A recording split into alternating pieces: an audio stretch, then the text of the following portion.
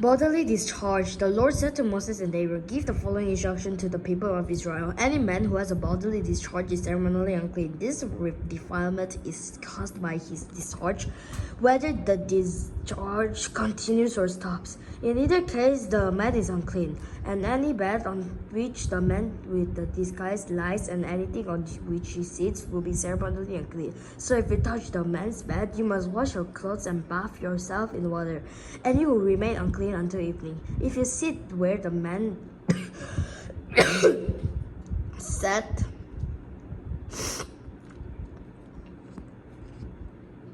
unclean evening. If you see where the man with the discharge has sat, you must wash your clothes and bath yourself in water, and you will remain unclean until evening. If you touch the man with the discharge, you must wash your clothes and bath yourself in water, and you will remain unclean until evening. If the man spits on you, you must wash your clothes and bath yourself in water, and you will remain unclean until evening. Any saddle, blanket, or which the man ride will be ceremonially unclean. If you touch anything that was under the man, you will be unclean until evening. You must wash your clothes and bath yourself in water, and you will remain unclean until evening.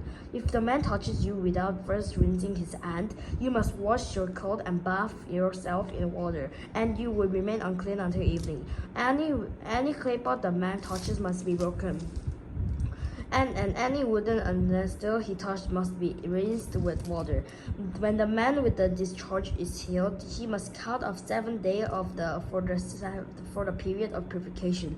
Then he must wash his clothes and bath himself in fresh water, and he will be ceremonially clean. On the 8th day, he must get 2 turtle doves or 2 young pigeons and come before the Lord at the entrance of the tabernacle and give his offering to the priest. The priest will offer one bird for a sin offering and the other for a burnt offering. Through this process, the priest will purify the man before the Lord for his discharge. Whenever a man has emission of semen, he must bathe in his entire body in water, and he will remain ceremonially unclean until the next evening. Any clothing or leather with semen on it must be washed in water, and it will remain unclean until evening. After a man and a woman have a sexual intercourse, they must each bathe in water, and they will remain unclean until the next evening. Whenever the woman has her menstrual period, she will be ceremonially unclean for 7 days. Anyone who touches her during that time will be unclean until evening. Anything on which the woman lies or sits during the time of her period will be unclean. If any of you touch her bed, you must wash your clothes and bath yourself in water, and you will remain unclean until evening. If you touch any object she has sat on, you must wash your clothes and bath yourself in water, and you will remain unclean until evening. This includes her bed or any other object she has sat on. You will be unclean until evening if you touch it.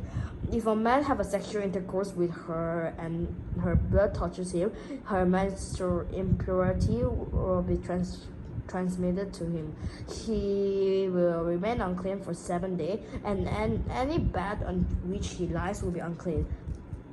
If a woman has a flow of blood for many days that is unrelated to her menstrual period or if the blood continues beyond the normal period, she is ceremonially unclean. As during her menstrual period, the woman will be unclean as long as the discharge continues. And in bed she lies on any object she sits and during that time will be unclean, just as during her normal menstrual period. If any of you touches this thing, you will be ceremonially unclean. You must wash your clothes and bath yourself in water, and you will remain unclean until evening. When the woman's bleeding stops, she must count off 7 days. Then she will be ceremonially clean. On the 8th day, she must bring 2 turtle doves and 2 young pigeons and present them to the priest's entrance of the tabernacle.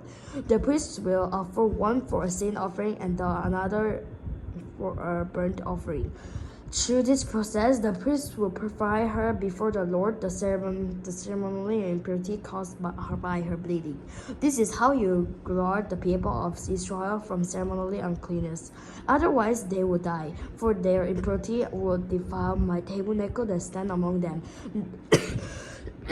These are the instructions for dealing with anyone who has a bodily discharge or man who is unclean.